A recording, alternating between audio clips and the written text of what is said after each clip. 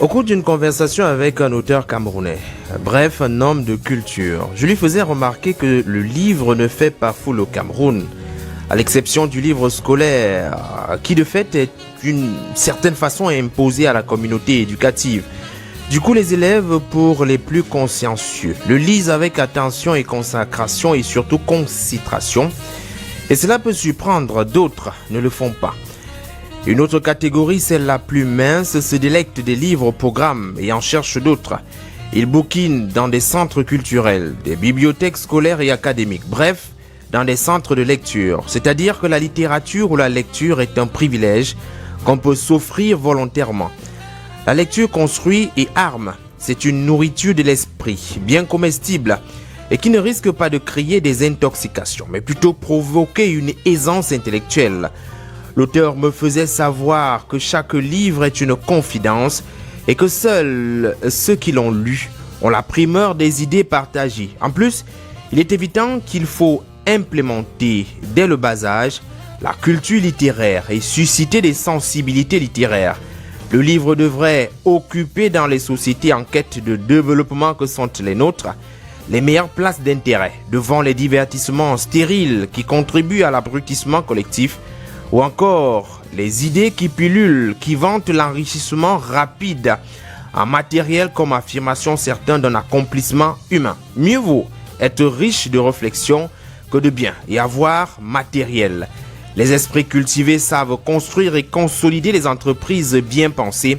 Loin de dire que richesse matérielle et richesse spirituelle sont antagonistes et contradictoires, au contraire. Elles peuvent faire bon ménage, le tout étant de savoir faire la part des choses. La lecture élève, mais aussi émerveille. Il en sera d'ailleurs question au cours de cette édition. L'auteur nous vient de Douala, les bras chargés de poésie et donc de beauté, de métaphores, de figures de style, de rimes et de rythme.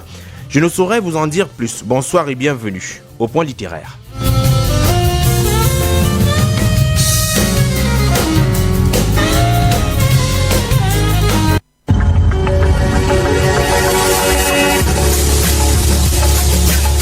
Pourquoi j'écris pour que la vie soit plus diverse. Pourquoi j'écris? Parce que c'est ce que je sais faire. Et parce qu'avec l'âge, de toute façon, les possibilités se raréfient.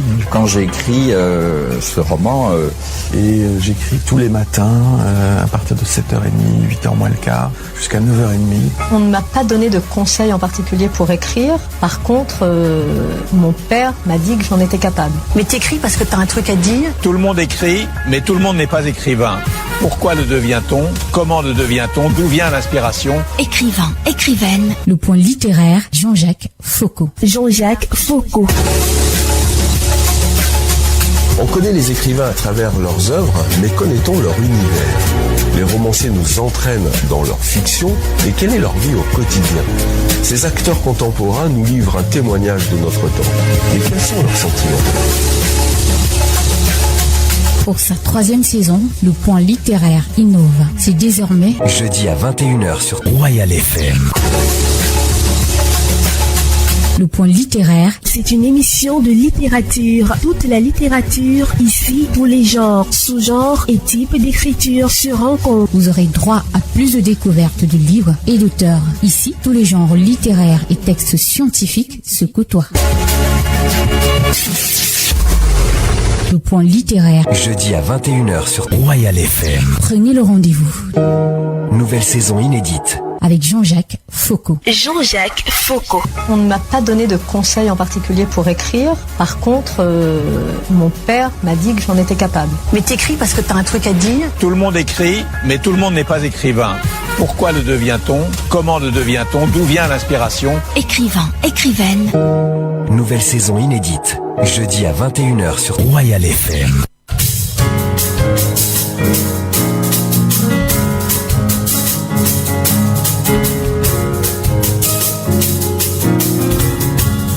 Le Point littéraire, la première de couverture. La première de couverture.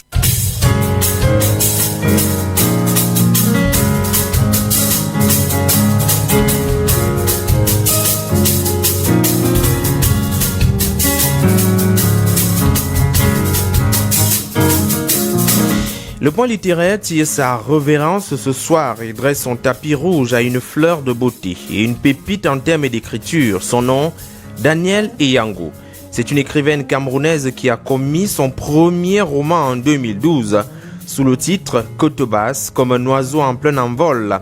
Après un temps sabbatique de 8 années qui lui permirent de mettre sur pied la fondation Kotobas, dont elle est la présidente du bureau exécutif, Danielle Eyango revient avec ce second ouvrage intitulé « Le parfum de ma mère » aux senteurs poétiques envoûtantes et enivrantes, aux envolées lyriques époustouflantes, gravées et surtout gavées de figures de style, d'images, de rimes et de rythmes. Le texte nous révèle une forte sensibilité de l'auteur, proche d'une rose. La poésie de Danielle Eyango est d'une précocité déroutante. Le poème phare, Le parfum de ma mère, s'est déjà dégoté une consécration. Il est lauréat du concours Africa Poésie 2020. Danielle Eyango, en plus de sa casquette d'écrivaine, est cadre d'entreprise en ressources humaines. La poésie Le parfum de ma mère qu'elle nous présente ce soir est entendue et surtout étendue sur une centaine de pages, avec en filigrane 17 textes qu'on va découvrir ce soir.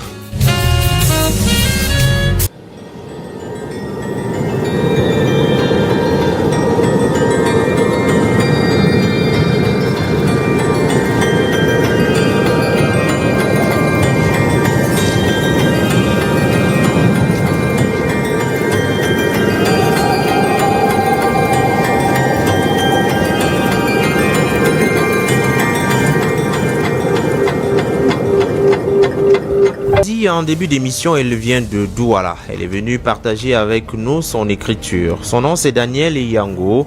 Elle nous présente Le parfum de ma mère, un texte de poésie qui sera très prochainement présenté au public camerounais, celui principalement de Yaoundé, puisque Douala est déjà au courant.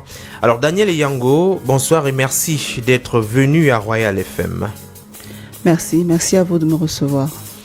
Vous êtes à Yaoundé depuis quelques heures maintenant, depuis hier exactement. Comment est-ce qu'on se sent à Yaoundé, loin de Douala, avec le climat plutôt frais et l'ambiance des embouteillages que l'on connaît à la ville, la capitale économique?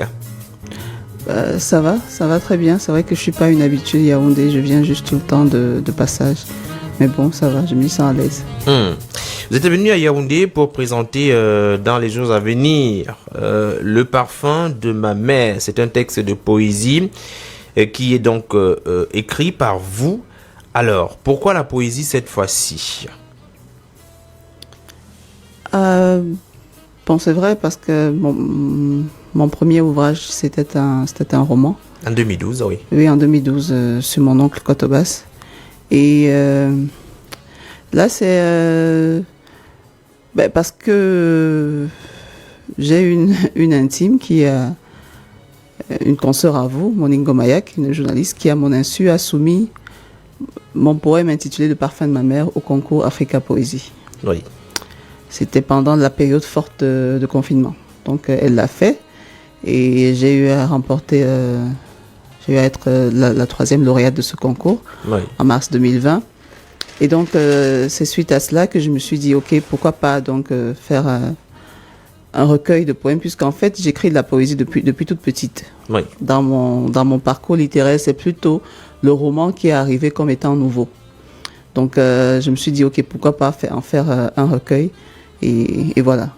Donc vous partez d'un poème qui est salué, qui reçoit une certaine consécration et vous vous dites, alors là je peux me lancer à la poésie. Tout à fait, ça me donne confiance en ma plume poétique parce que j'avais jamais osé. La poésie pour moi c'est comme me mettre nu, c'est trop intime, c'est même intimiste. Donc j'avais pas assez de courage en moi-même pour oser publier mes poèmes. Je l'ai partagé aux intimes comme Monique, qui est celle à qui... Je partage le plus mes poèmes. Et puis, quand il y a eu cette reconnaissance, parce que c'est un concours qui est organisé par la Société des poètes camerounais, mais qui voit beaucoup de candidats, même hors du continent, déposer leurs poèmes. Alors, quand sur 70 candidats environ, on ne doit en sélectionner que 5, et qu'on estime que votre modèle de personne est la troisième, ça m'a donné quand même confiance. Ça m'a Il y a de quoi doper le moral et vous amener à écrire. Oui. Alors, on l'a dit, en 2012, vous avez votre première publication. Vous parlez de votre oncle qui est décédé, Kotobas. Vous êtes présidente d'une fondation qui a été créée à son honneur ou avec son nom. Alors, d'abord à l'écriture d'un roman, 8 ans plus tard. Pourquoi ce temps d'hibernation et pourquoi aujourd'hui on sort finalement de son silence, si on peut l'appeler ainsi? 8 ans parce que effectivement après le roman sur mon oncle, le roman qui s'intitulait Kotobas comme un oiseau en plein envol. Après ce roman, j'ai voulu, je pourrais dire, éterniser son nom. Donc, on m'a dit, bon, il y a le cimetière où il repose s'appelle le cimetière Kotobas. J'ai dit, un drôle d'exemple. Je voudrais que chaque Camerounais ou bien chaque personne au Cameroun prenne un taxi en disant Kotobas. Oui. Même si c'est 50 ans ou 100 ans plus tard. Alors, j'ai eu l'idée à BEP8 d'une fondation en son nom. Et 8 années, c'est le temps que ça m'a pris pour asseoir cette fondation, pour asseoir ses procédures, son fonctionnement, son organigramme, parce que je suis cadre en ressources humaines et j'ai la déformation, n'est-ce pas, je voulais pas créer une association qui n'existe que dans ma mallette. Okay, je voulais quelque chose de concret. Il fallait une structure avec un siège. Avec des divisions, avec un siège, avec des divisions, avec des pôles, avec un organigramme, avec une vision, des valeurs, une mission, avec des job descriptions, parce que chaque personne sait ce qu'il doit faire à son poste. Et donc, 8 années, c'est le temps que ça m'a pris. J'ai été accompagné par 8 autres membres. Donc, avec eux, nous sommes les 9 membres fondateurs. Et nous avons mis en place cette petite institution qui, ma foi, fonctionne pas mal maintenant. Et donc, après 8 ans, je peux déléguer beaucoup de tâches. C'était mon but. Et donc, maintenant que la fondation peut fonctionner d'elle-même sans que je ne sois trop au contrôle des choses, et j'ai donc décidé de revenir à ma passion. Voilà. Donc, il y a un bilan positif 8 années après. Lorsqu'on a implémenté ce projet, tout va bien. Oui, oui, oui. Vous vous sentez tout à fait à l'aise. Et donc, pour cette raison, vous vous retrouvez à l'écriture à nouveau. Si on regarde, il y a une particularité au niveau de votre recueil de poésie. D'abord, au niveau de la première de couverture, il y a des images. Et on peut savoir que ce sont des dessinateurs, du moins, je peux dire peut-être professionnels, qui ont eu à poser leurs plumes. Alors, pourquoi vous avez fait le choix de faire une poésie avec illustration à côté? C'était un choix qui était, je veux dire, qui allait de soi. Parce que la poésie a toujours eu la mauvaise réputation d'être jugée élitiste, d'être jugée hermétique. Vous voyez un peu, c'est pas le genre le mieux partagé. Oui. On préfère plus les romans et tout. Et le théâtre, c'est plus simple. Oui, c'est plus simple. La poésie, c'est jugé de nos jours désuet. Et de deux, c'est jugé clanique. C'est juste pour certaines personnes, c'est pas. Et donc, moi-même, étant très amoureuse de la lecture, à l'école, je m'ennuyais en lisant des recueils de poèmes. Il fallait vraiment aimer la lecture parce que je trouvais pas ça, il y avait rien pour m'égayer. Et donc je me suis dit, ok, pour que le Camerounais puisse aimer cela, j'ai fait appel à des peintres, c'est des peintres professionnels, pour illustrer chacun des 17 poèmes. Et donc ça fait de cela, j'aime appeler cette œuvre une sorte de vernissage littéraire. De vernissage, oui. De vernissage littéraire. D'ailleurs, vous le dites en introduction. Oui, tout à fait. Donc, ça rend la lecture digeste, ça rend la lecture gaie, ça la rend méditative, mais sans l'air d'y toucher. Ça déclenche l'imagination. C'est tableau de peinture. Voilà. Alors, la première de couverture, est-ce qu'il y a une signification particulière qu'on veut donner à travers l'image qu'on perçoit? Il y a plusieurs couleurs, il y a une constellation d'étoiles. Ça peut être une interprétation ou également peut-être l'image ou la signification qu'on veut renvoyer. Alors, quelle est la signification et la signifiance qu'on veut renvoyer à travers peut-être la première de couverture, assez colorée quand même? Oui, assez colorée, ça c'est peut-être aux peintres d'y répondre parce que je leur ai laissé le libre soin de laisser voyager leur imagination. Oui, vous avez choisi. C'est drôle qu'il ait fait un tableau aussi gai parce que le parfum de ma mère, le poème en lui-même, il est assez noir. Il parle beaucoup de la nuit. Mais lui, dans sa contemplation, mais c'est vrai qu'il a vu du sang, il a vu de la douleur parce qu'il y a du rouge là. Oui. Oui. Donc j'ai laissé chaque peintre, vraiment, j'ai voulu qu'il soit chacun doit être libre de pouvoir exprimer ce qu'il voyait dans chaque poème. Donc, ils étaient à peu près combien de peintres? 5. 5 peintres. Chacun a pris un groupe de quelques poèmes. Voilà. Chacun était libre donc d'exprimer son génie à travers les poèmes qu'on lisait. Alors, tout à fait. Le poème épistolaire de votre recueil, il faut dire que, vous l'avez d'ailleurs mentionné, c'est Le parfum de ma mère qui est à la base de la naissance de ce recueil. C'est le meilleur pour vous, d'après vous? C'est celui qui vous parle le plus? Non. Non, c'est pas celui. On a donné le titre parce que c'est lui qui a remporté, mais c'est pas celui. J'aime beaucoup Les Roses des Tempêtes. Les Roses des Tempêtes. Certainement, vous allez nous le déclamer, peut-être plus tard, pour le plaisir des auditeurs. On se rend compte quand même quand on vous lit que vous revenez à la base, au classicisme de la littérature, du moins en ce qui concerne la poésie. On fait attention au pied, on fait attention au rythme, on fait attention à la rime. Oui, ça c'est vrai, c'est une remarque pertinente, on me l'a beaucoup dit. Mais quand je dis, c'est bizarre, mais quand je dis que c'est pas calculé, personne ne me croit. Parce que je suis pas trop... Donc ça venait tout naturellement. Oui, c'est pas comme si j'ai pris des encyclopédies de poésie pour me... Mais c'est vrai que je suis beaucoup influencée dans la poésie. J'aime beaucoup la poésie du 16e et 17e siècle. Oui, j'aime beaucoup. Et c'est vrai que ma poésie est extrêmement lyrique, c'est vrai. Elle est musicale, elle est aussi mélancolique.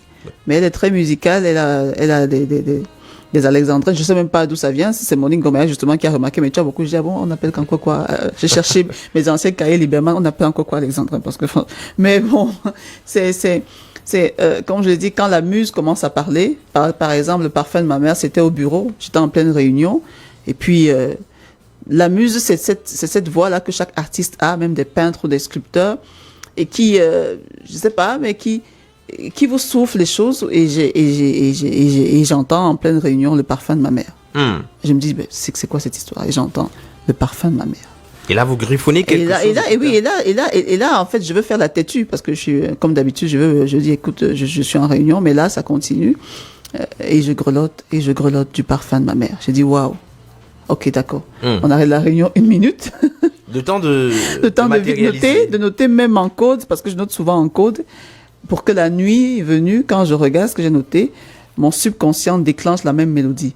Debout sur le trottoir de ma nuit et je grelotte du parfum de ma mère. Et ça va de soi. Ça va de soi. Voilà. On va donner quand même, on va donner l'opportunité aux auditeurs de découvrir au moins 1 ou 2 poèmes. Question de se faire une idée. Je dois avouer que c'était un vrai moment de plaisir. Lorsque je reçois le texte en question, je me dis en soirée que je peux lire 2 ou 3 poèmes. Le temps de trouver le sommeil, sauf qu'on est allé au bout du livre et c'est après qu'on a trouvé le sommeil. Autant d'émerveillement, autant de qualité. Il y a une telle profondeur dans les différents textes, il y a une certaine sensibilité. Est-ce que ça veut dire que l'auteur a été rudement éprouvé par un certain nombre de sentiments, un certain nombre d'événements qui auraient ouvert son côté émotif et émotionnel en même temps? Tout à fait, puisqu'en effet, l'écriture pour moi est cathartique. J'écris pour guérir. Oui. Comme quelqu'un d'autre peut guérir en se droguant, peut guérir de ses maux, parce que chacun de nous a des douleurs qu'il ne partage parfois avec personne. Oui. D'autres peut guérir en fumant des cigarettes, et puis d'autres peut guérir en dessinant des tableaux de peinture. Donc moi j'ai guéri en écrivant. C'est pour ça qu'il y a beaucoup le terme la nuit. Je sais même pas combien de fois la nuit revient dans beaucoup de fois quand même. Beaucoup de fois. Il y a beaucoup de nuits. Et les nuits commencent justement dans votre note de l'auteur. Il y a des nuits aussi loin que je m'en souviens. Il n'a jamais été seul. J'ai toujours été habité de quelque chose ou de quelqu'un comme vous. C'est quelque chose ou c'est quelqu'un, je le touche, je le hume, je le vis dans la nuit de la solitude, la nuit de la souffrance, la nuit des désillusions, mais aussi la nuit de la guérison intérieure. Donc il y a beaucoup de nuits déjà à la note de lecture préalable, à la note de l'auteur. Est-ce qu'il y a une liaison? La nuit, elle vous évoque quelque chose de particulier, un événement qui vous aurait captivé, marqué? La nuit marque profondément ma vie parce que généralement j'écris beaucoup la nuit. J'aime à lire dans la nuit. Vers minuit. Quand tout est calme, Oui, j'aime à lire dans la nuit. Et j'ai commencé à écrire dans la nuit quand j'étais petite. J'ai commencé à écrire dans la nuit. Et la nuit, pour moi, n'est pas seulement physique. La nuit, c'est toutes ces souffrances intérieures qu'on porte, ce côté sombre de nous. Donc, c'est de là que moi, je tire mon inspiration. C'est pour ça que ma muse est extrêmement mélancolique. Et même quand elle veut être joyeuse, elle fait comme les chansons sud-africaines. Même quand elles sont joyeuses, vous savez, elles ont il y a toujours un côté volant de mélancolie. Oui, tout à fait. Oui. Il y a à peu près 17 textes qui, lorsqu'on les compare, se ressemblent quelquefois. On a même noté une certaine identité de l'auteur que vous êtes. Vous avez la manie, bon, je ne veux pas dire la manie, parce que ça peut être péjoratif. Quelquefois, vous tenez un peu vos poèmes comme des chansons, avec des mots qui sont répétés. Je vais certainement en trouver. Si vous parlez de la marche, vous, à 3 reprises, vous le dites, la marche, démarche, ainsi de suite. Pourquoi cette identité particulière? Elle est voulue, ou bien il s'agit simplement d'une coïncidence à travers plusieurs textes qu'on remarque cela? Elle n'est pas voulue. En fait, la plume évolue avec le temps. La plume mûrit, enfin, quand on la travaille, la plume mûrit avec le temps. Tout à fait. Cette répétition triplée, parce que c'est toujours 3. Tout à fait. Cette répétition triplée a commencé dans le poème L'innocence s'est envolée. Quand j'ai écrit L'innocence s'est envolée, je me suis rendu compte qu'il y avait une grosse différence entre tous les poèmes que j'avais écrits avant et L'innocence s'est envolée. Le style était plus mûr, le style devenait un peu plus mystique, le style devenait franchement autre chose. Je me suis dit, mais waouh, ça sort d'où ça? Et donc, à partir de L'innocence s'est envolée, le reste, c'était effectivement la même identité. Effectivement, j'aime beaucoup que vous ayez remarqué ça, parce qu'effectivement, si quelqu'un remarque ça, s'il tombe sur mes recueils de poésie, même sans la première de couverture, il va dire ça, c'est Daniel Eyango.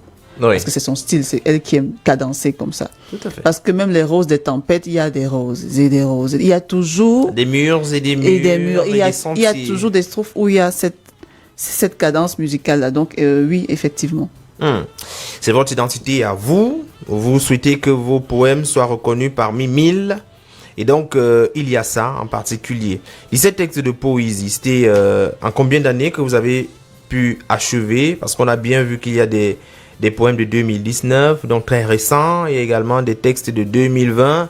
On s'imagine bien que ça vous a pris quelques mois seulement ou plusieurs années? En fait, par semaine, je peux écrire 3 poèmes. Par semaine, j'ai des cahiers, quand la muse parle beaucoup, par semaine, je peux écrire 3 poèmes. Et donc, j'écris. Et puis, quand il a fallu sortir ce recueil, il m'a juste fallu choisir. Donc, faire la collection, puisque ça fait plusieurs années. Est-ce qu'à la base, vous avez une formation littéraire? Parce que lorsqu'on a regardé le profil, on s'est rendu compte que vous êtes chargé des ressources humaines et on s'est posé des questions. Est-ce que c'est véritablement dans sa branche? Qu'est-ce qui vous amène véritablement dans la littérature, à aimer les poèmes? Et plutôt, votre poste aujourd'hui vous amène à gérer les hommes et pas forcément la poésie.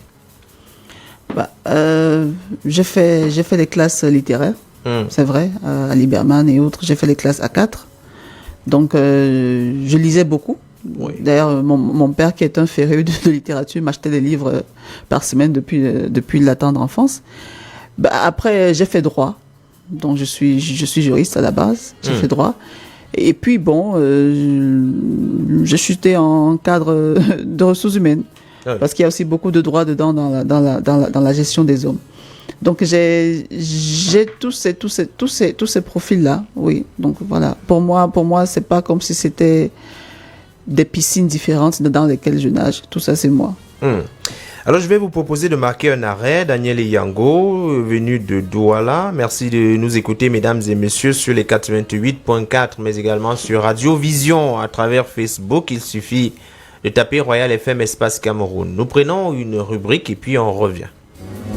Le point littéraire, les classiques littéraires. Les classiques littéraires.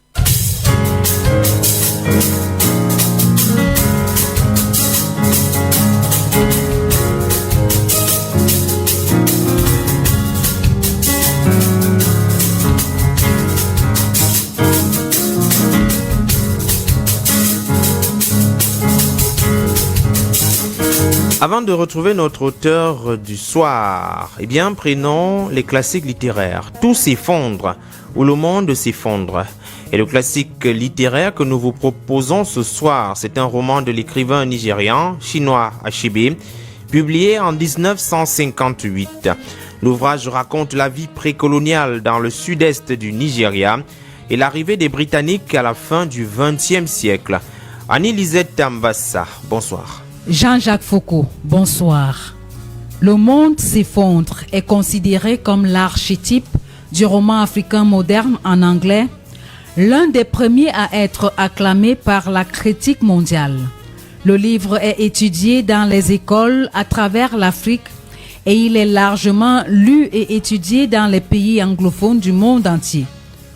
En 1962, ce premier roman d'Achebe est publié au Royaume-Uni par William Heinemann. Tout s'effondre est le premier ouvrage de la collection African Writers Series de Heinemann. Entre les lignes, à travers le destin de Konko, un notable de son clan, Chinua Achebe, évoque le choc culturel qu'a représenté pour les autochtones l'arrivée des Britanniques chez les Igbo à la fin du XXe siècle de la colonisation du Nigeria par les Britanniques. Presque coupés de l'extérieur, les habitants de la forêt équatoriale pouvaient imaginer un monde à leur image, fait de multiples dieux, de cultes des ancêtres, de rites et de tabous. L'irruption des Européens et de leur religion, le christianisme, bouleverse toutes les croyances traditionnelles, d'où le titre du roman tiré d'un poème de Yatt. Cependant, Chinua Achebe n'idéalise pas le passé. C'est parce que son meilleur ami a été victime d'un sacrifice humain que le fils de Konko rompt avec les pratiques de son village, ouvrant ainsi une brèche dans l'unité du clan. Constitué de 3 parties, avec en prime cette dernière partie, de retour d'exil, Okonko trouve son village transformé par la présence des hommes blancs. Après qu'un converti ait commis un acte odieux en démasquant un ancien qui incarne un esprit ancestral du clan, le village riposte en détruisant l'église chrétienne locale.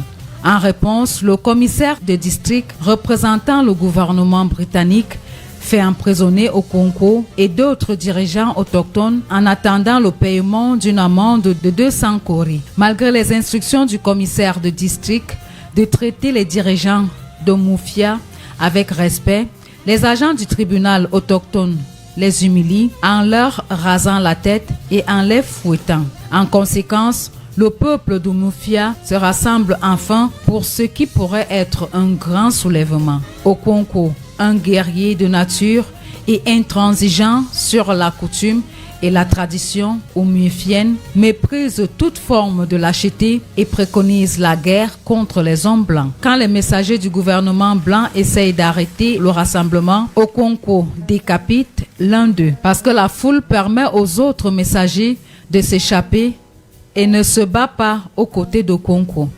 Ce dernier se rend compte avec désespoir que le peuple du Mufia ne va pas se battre pour se protéger. Lorsque le chef local du gouvernement blanc, Grégory, vient chez Okonko pour le traduire en justice, il découvre qu'Okonko s'est pendu pour éviter d'être jugé dans un tribunal colonial. Parmi son propre peuple, le suicide d'Okonko a terni sa réputation et son statut, car il est strictement contraire aux enseignements des Igbo de se suicider.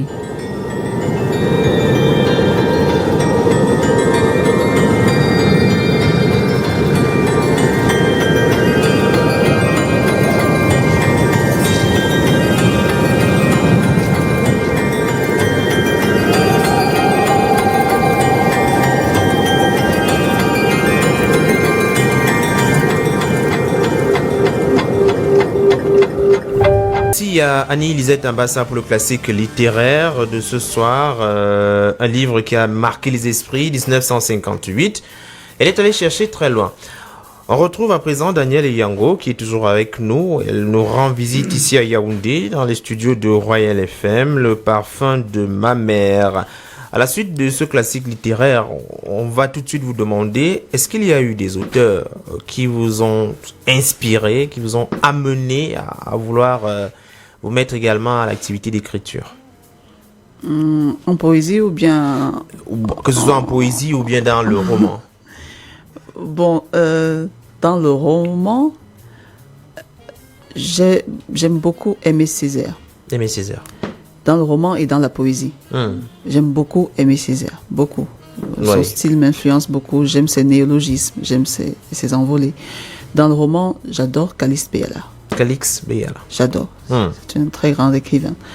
J'aime beaucoup, beaucoup, beaucoup Moutlan. Pour moi, franchement, je le dis toujours, à côté de Mongo Betty au chevet du lit, il faut avoir Moutlan. Oui. Moutlan. J'adore Djaïli Amadou Amal. C'est ma chouchou. J'aime beaucoup Hemley Boom. Oui. Monumental. Oui. Et en poésie, je dois dire, j'ai déjà dit Aimé Césaire, j'ai aussi beaucoup été influencé par Lord Byron, un énorme peintre anglais, à la vie très compliquée. J'aime sa poésie mélancolique. Voilà. J'aime beaucoup Byron. J'aime beaucoup... bref, j'aime beaucoup les poèmes des siècles passés. Je suis très influencée par ça. J'aime beaucoup Lamartine, j'aime beaucoup... voilà. Il faut dire que le livre sera présenté jeudi prochain. Mardi le 13. Mardi le 13, voilà. Oui. Mardi le 13, le livre sera présenté au Centre culturel camerounais. Oui, à 15h. À 15h. Déjà à Douala, il y a eu une réception plutôt très positive de l'ouvrage. On a pu voir à travers la toile et d'autres médias conventionnels l'accueil du public de Douala. Alors, après une telle cérémonie, qu'est-ce qu'on se dit? Qu'on est sur la bonne voie? Que tout est accompli? Qu'est-ce qu'on se dit? Non, ça met la pression. Ça met la pression. En même temps, on est content, on est super heureux parce que ça fait quand même 8 années d'absence. Donc, en même temps, je stressais beaucoup. Donc, en même temps, je suis très, très, très, très heureuse de l'accueil. Douala d'ailleurs qui est en rupture de stock en ce moment. Mais en même temps, ça me met la pression de faire mieux qu'avant. Voilà. Oui. De davantage s'investir pour avoir un travail toujours dans la même tendance. Oui. Alors moi, je pense qu'on va peut-être avoir le temps dans quelques secondes de découvrir votre travail. Vous avez dit votre préféré. Moi, j'ai également dit ce qui me parlait le plus, mais je dis c'est tout le livre, tout le recueil qui nous parle. On va proposer d'abord une déclamation pour donner un petit aperçu aux auditeurs. Les roses des tempêtes. Il pleuvra des roses. Par une nuit cheminée en silhouette, les roses écarlates des tempêtes s'abattront sur notre bonheur morose. Morose d'insérénité, morose d'une aride quête. Lors il pleuvra des roses sur nos corps rongés d'arthrose, emmurés là sur le trottoir des désirs en ménopause, désirs violencés, désirs statufiés. Les roses écarlates des tempêtes baiseront de leur fourbe fouet de nos rêves éteints les stigmates muets. M'avais-tu vu là dans la sombre rue, la pénombre de ma nudité accrue, par les vents, par les lunes émues? M'avais-tu vu, sous 1000 lunes nues, le cœur stupéfié, ardu, de bonheurs inaccouchés et invoulus? Dis, m'avais-tu vu? Des rues en montagne, des rues en château, des rues en neige, et même des rues en violon. Mon âme arpentera, en chaussée talons, vomissant en pestilent jalons, de sa lugubre solitude les monts. Mon âme arpentera, là-bas, sur le trottoir éternel de nos bonheurs échangés, négociés, prostitués, des ruelles et des ruelles, et des ruelles. Dans la pénombre morose, mon âme hantera, tant que rugira l'alarme de nos désirs en manionia. Il pleuvra des roses, les roses écarlates violettes, des noires tempêtes Sur nos corps là sur le trottoir, statue de pierre de notre histoire. Trottoir d'insérénité, trottoir d'une stérile quête, pas aussi inféconde que les entrailles de nos rêves. Entrailles sacrifiées, entrailles profanées, entrailles momifiées, des roses et des roses et des roses, écarlates de douleur, gicleront encore sur notre terre en arthrose. De leur sombre tempête à peine éclose, nos rêves éteints, haletant sous nos stigmates muets. Depuis ta barque par les tempêtes perdues, entends-tu, là-bas sur le trottoir de lèpre invaincu, m'entends-tu, du fond de ma statue de pierre, l'océan sang de mon cœur de chair, gémis que nous sommes encore vivants. Ah, il pleuvra des roses.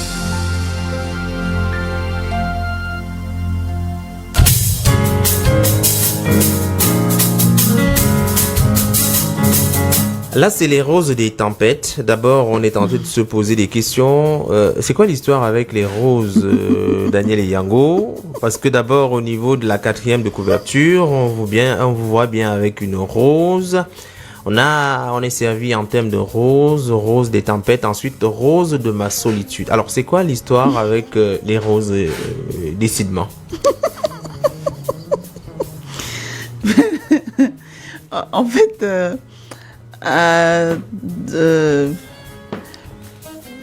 c'est vrai que je suis toujours avec une rose rouge sur chacune de mes photos. D'ailleurs, même à la dédicace, vous allez voir sur ma table une rose rouge. Ouais. C'est ma muse, ça représente ma muse. Donc partout, je suis avec une rose rouge. Ouais. Et puis, dans mes poèmes, la rose, c'est vrai qu'elle a toujours l'air... Elle a un aspect de bonheur, d'innocence, mais la rose représente la douleur masquée, c'est-à-dire une douleur fourbe qui a l'apparence innocente, parce que vous voyez bien les roses des tempêtes. On se demande bien, mais qu'est-ce que ça On est maintenant veut dire? se poser des questions, est-ce qu'il n'y a pas contradiction? Voilà, donc j'utilise beaucoup la rose quand je veux maquiller la douleur, quand je veux donner un goût amer. Mais comme si c'est d'abord sucré, mais après on se rend compte que ça devient amer. Par exemple, dans le poème Les 4 roses, vous voyez bien que chaque rose représente un fléau, chaque rose représente une douleur. Voilà. Alors le texte qui a été déclamé a été accompagné par la musique, vous m'avez dit il y a un instant. Armand Biac. Oui. Et apparemment, visiblement, il aimerait bien ce oui, c'est son préféré, les roses des tempêtes. Et puis lorsqu'on écoute, on a l'impression qu'on pourrait bien faire du slam avec ce texte-là, qu'on peut carrément le chanter en fait. Oui, oui. Mais pour moi, effectivement, un poème n'est véritablement abouti que quand il peut se faire chant. Quand il est musical. Il y a d'abord ce texte, on va encore permettre aux auditeurs de découvrir un second. Et on en parle avec beaucoup de plaisir. Les roses des tempêtes. Il pleuvra des roses. Par une nuit, une bouteille à la mer. Dites aux marins bravant la tempête que sur l'eau à la douleur muette flotte la bouteille de mes rêves en déclin. Elle a traversé 1000 vagues boueuses. Son creux porte des nœuds sanglants, mouillés d'héréditaires larmes de sang, au parfum de vertus douteuses.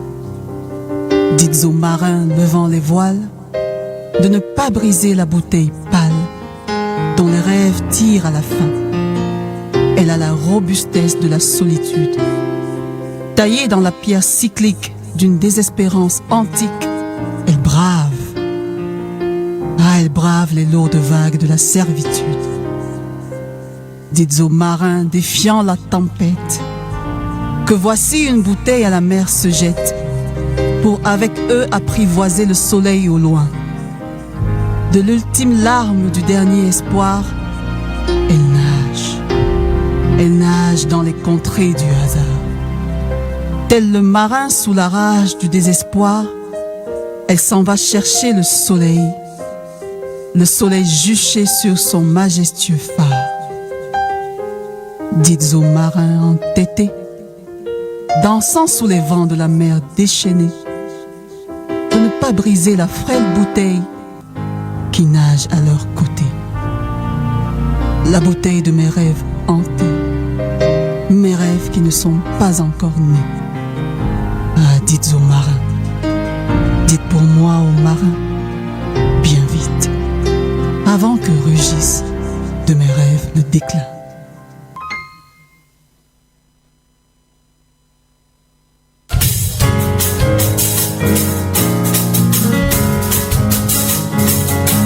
Alors là, c'est le texte le 17e, le texte de sortie. Vous avez l'impression de venir à travers votre livre jeter la bouteille ou alors une bouteille dans la mer, apporter votre contribution à travers cet acte d'écriture. C'était pas dans ce sens, une bouteille dans la mer, c'était effectivement, vous l'avez dit, un texte de sortie que j'avais choisi. J'avais choisi volontairement pour la sortie parce que quand le lecteur lit, lui-même, chaque douleur qui est retracée fait écho à ses propres souffrances. Mais une bouteille à la mer, c'est comme un espoir en fait. C'est pour dire, ok, tout le paquet que vous avez lu depuis le début, le voilà, faites attention. Voilà. C'est un peu ça. Alors c'est un poème de sortie, il est plutôt calme, il est plutôt doux, est-ce qu'on peut dire qu'il est porteur d'espoir finalement? Oui, il est plein d'espoir, même s'il annonce une fatalité, dites aux marins, avant que rugisse de mes rêves le déclin. C'est-à-dire qu'il y a un gong qui ne doit pas sonner, il y a un délai qui ne doit pas arriver, mais il y a quand même un espoir, voilà. Oui. Alors le parfum de ma mère, désormais disponible, présenté bientôt à Yaoundé. Est-ce qu'on réfléchit déjà sur la suite?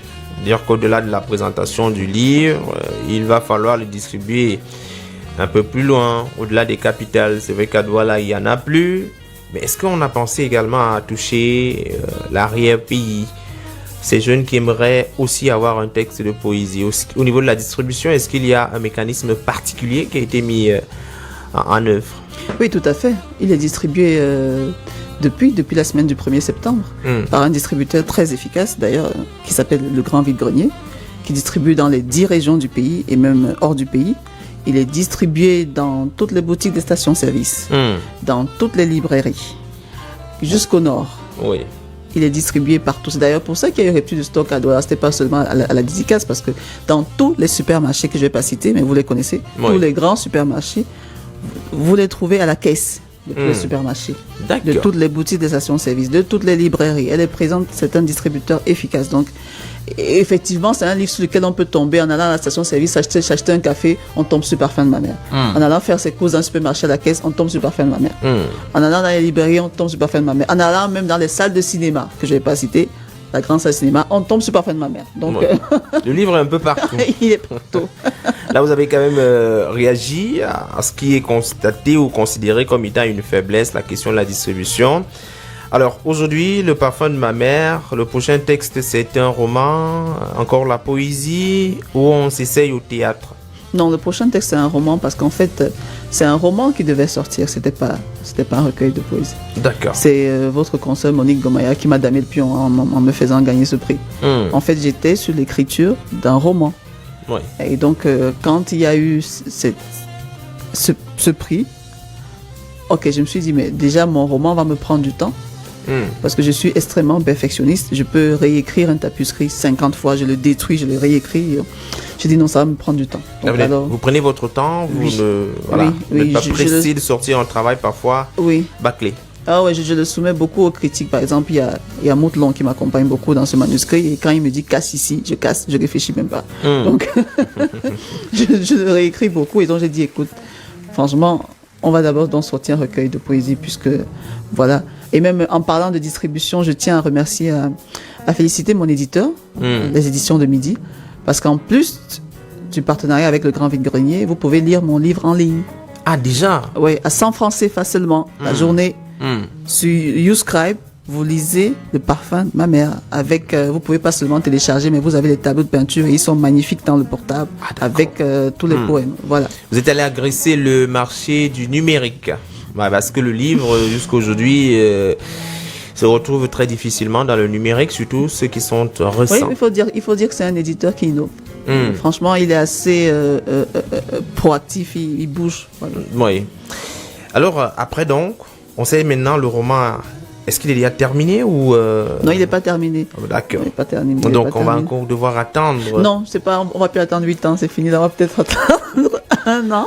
Oui. 1 an, le temps de faire un bon roman. Oui. À côté de La Rose, qu'est-ce qui vous inspire, vous, en tant qu'auteur, en tant qu'écrivaine? Qu'est-ce qui vous inspire, en fait, en dehors de La Rose? La Rose ne m'inspire pas en elle-même. La Rose représente ma muse. Oui. Et ma muse, c'est pas la Rose, ma muse, c'est la Vierge Marie. Ah, d'accord. Que je représente sous une forme de rose. Ah, d'accord. Voilà. Donc... je l'aurais pas du tout vu, ni soupçonné. Merci pour l'information. Parce qu'on l'appelle dans l'église catholique Rosa Mystica, la rose mystique. Ah, d'accord. Voilà, donc c'est elle qui est ma muse et donc je la représente. J'aime qu'elle m'accompagne partout. Je la représente sous forme de rose. D'accord. Voilà, donc... Ce qui vous inspire, c'est un bon voyage, une bonne sortie avec des amis? Non, pas du tout. Même mettez-moi en contemplation face à la mer, je vais m'endormir, ça ne m'inspire pas. Ce qui peut m'inspirer, j'aime la bonne musique. J'ai écrit des poèmes sur la musique de Nina Simone. Oui. Par exemple, 4 roses. C'était sur une musique de Nina Simone. C'est là où la muse a parlé. J'ai écrit des poèmes sur une musique de... Oh mon Dieu, j'adore ce chanteur. Sam Cooke. Chanteur des années 50, noire américaine. J'aime la vieille musique. J'aime la musique des Negro spiritual. J'aime le blues. J'aime les vieilles chansons. Je peux être inspiré sur une vieille chanson d'Inabelle de 1900. Oui. Mais un peu moins sur une chanson de Loco de 2020. Non. J'aime bien Loco, mais non, pas m'inspirer. Avant de se dire au revoir, j'allais dire adieu, parce que c'est pas un adieu. On va se dire au revoir. Ce qui est sûr, c'est qu'on sera appelé à se revoir, parce que c'est votre maison ici. On va proposer ce texte. C'est d'ailleurs le dernier. Et on revient pour conclure l'émission avec beaucoup de plaisir. Le parfum de ma mère, le trottoir de ma nuit, désert ténu de rêves engloutis, solitaire de chaleur refroidie, exhale dans ces tonitruants silences, exhale du parfum de ma mère en mourance. Et je grelotte, debout sur le trottoir de ma nuit, je grelotte du froid de minuit. Minuit qui bientôt sonnera. Minuit de larmes des femmes en cabas. Minuit de la fatalité qui exultera. Là, sur le trottoir ténu de ma nuit amère, où je grelotte. Où je grelotte du parfum de ma mère. Le vent des années souffle sur le trottoir dépeuplé. Trottoir obtus de 1000 balafres stigmatisés. Trottoir abyssal des larmes d'aridité. Il souffle le vent des années. Dans la nuit profonde, il souffle l'attente douloureuse du vieux monde, qui depuis l'ombre obscure où l'invisible abonde, gémit de la hâte de poursuivre sa ronde. Ah, il souffle le vent des années, il souffle du parfum de ma mère angoissée. Debout sur le trottoir hanté, mon âme frémit des violences des guerres. Et je me recroqueville là, dans les parois du mur glacé. Je me recroqueville nu dans le muet désert des tourments sanglants de ma mère. Tourments de nuit où je grelotte du parfum de ma mère. Bien de portes et de portes et de portes. De mes mains sitôt fatiguées, je devrais trouver les clés pour enfin échapper là dans la nuit, échapper aux douloureux cris du parfum de ma mère par la peine alourdie. Combien de cailloux et de cailloux et de cailloux de mes doigts de désespérance raidis, je devrais ramasser là dans la nuit, sur le trottoir de mes fantasmes vieillis, pour m'enfin reposer épanoui dans la douce pénombre amie d'une terre plus féconde que mon désert ennemi. Et je grelotte du froid de minuit, de la vieille pendule ancestrale des fœtus moisis. Quand viendront enfin les jours de sabbat, Longtemps encore le parfum de ma mère me hantera. Lorsque de la liberté éclairée et du germe de vie par l'usure apprivoisée, j'aurai enfin dépipé les dés.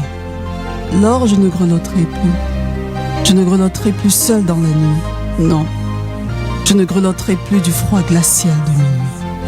Ah, que se hâte le soir de félicité, où les mains enfin pleines de tous les cailloux de ma destinée, plus jamais je ne grelotterai du lourd parfum musqué, musqué de la douleur par les années fermentées, musqué de la douleur de ma mère en pleurs.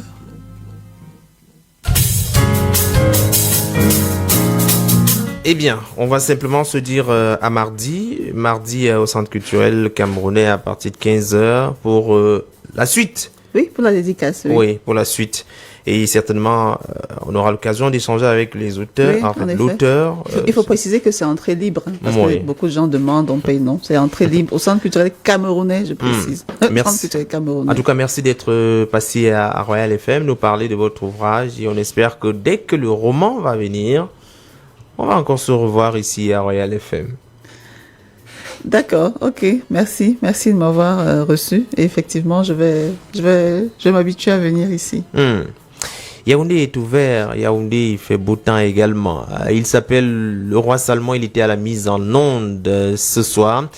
Régie d'antenne, Carole Prudence Tientieux, coordination centrale, Roger Kek du Kiki, supervision générale, le reverend pasteur Emmanuel Noël Bissaï, Jean-Jacques Foucault, c'est mon nom, on se dit à jeudi prochain. Le Point littéraire, une émission préparée et présentée par Jean-Jacques Foucault.